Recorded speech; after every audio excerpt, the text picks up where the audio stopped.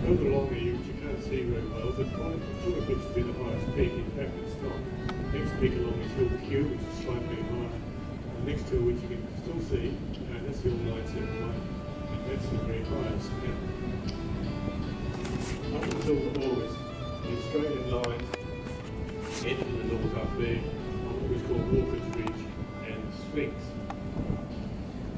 After the August fighting, because you had two divisions land at Silver Bay, which is up there to the very far north. Two divisions landed up there and they linked up.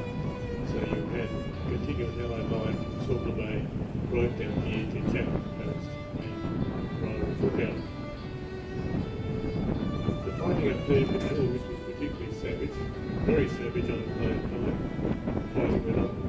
They captured the trenches, so it was attacked at 5:30 at night, which is just on nightfall.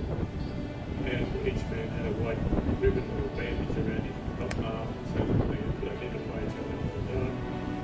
They just started shooting each other, and the captured British landings were at the same time as Australian landings.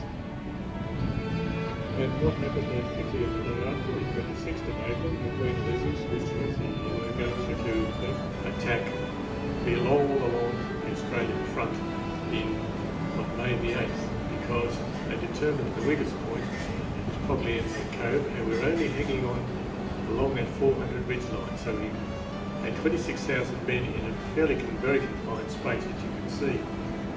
And they threw in 42,000 troops, and the attack we had a pretty good view of the Australian lines, and they were constantly shelling it all the time. The men became very fatalistic. He became bad form and died for cover. And as I was saying, there's a woman out there with an A-box.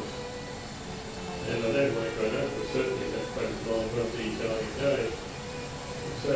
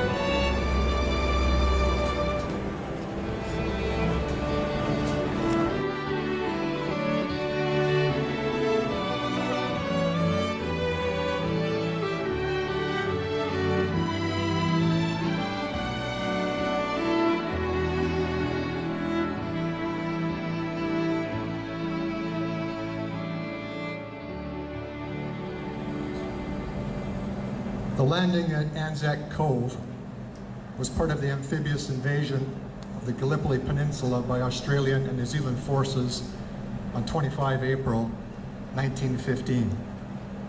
The landing north of Gabatepe on the Aegean coast, east of the peninsula, was made by soldiers of the Australian and New Zealand Army Corps and was the first significant combat of the war for these two countries.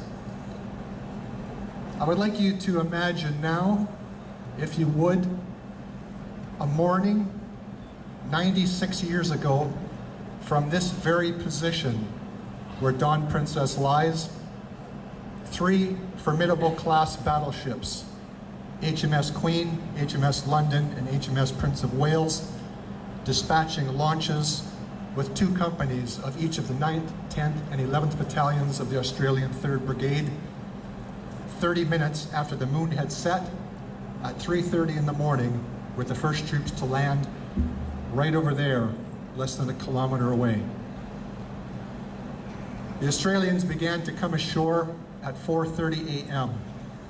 The first man to land was Corporal Joseph Stratford of the 9th Battalion.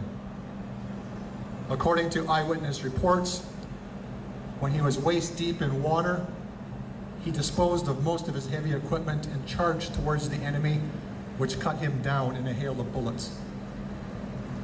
The purpose of the invasion was to overtake the Ottoman forts that controlled the passage of the Dardanelles Straits.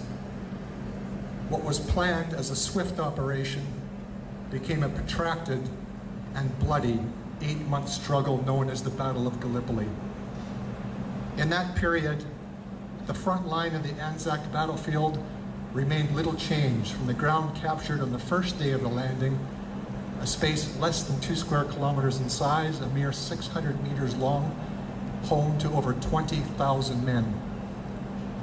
On April 29th, General William Birdwood, commander of the Anzacs, recommended that the original landing site between the two headlands be known as Anzac Cove, and that the surrounding Hithrow and Nameless area occupied by his corps be known as Anzac. On Anzac Day in 1985, the name Anzac Cove was officially recognized by the Turkish government.